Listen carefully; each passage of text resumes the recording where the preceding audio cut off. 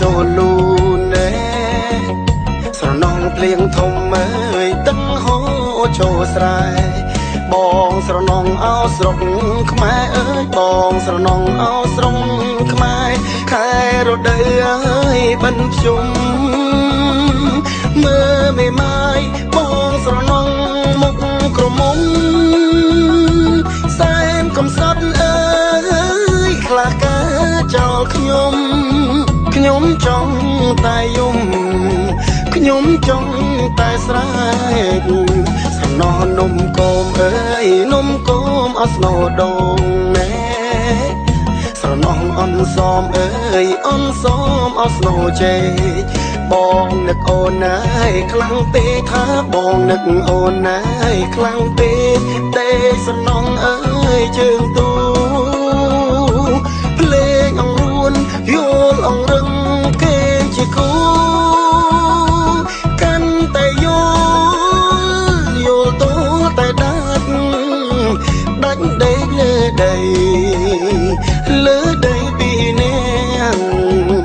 ស្រណងបិណ្ឌភ្ជុំអើយទឹកហូរអោកាន់ផ្លូវណែ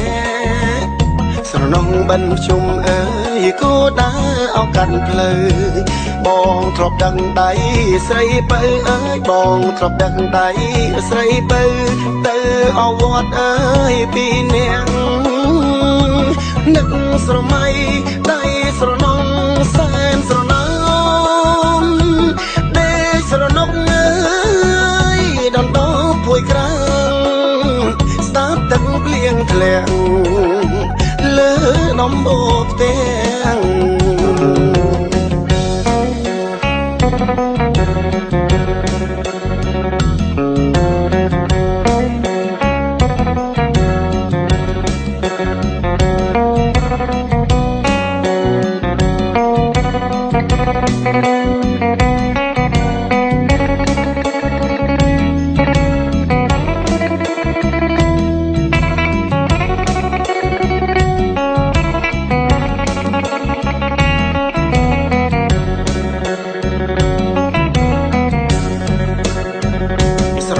ភ្លៀងធំអើយទឹកហូរចូលលូ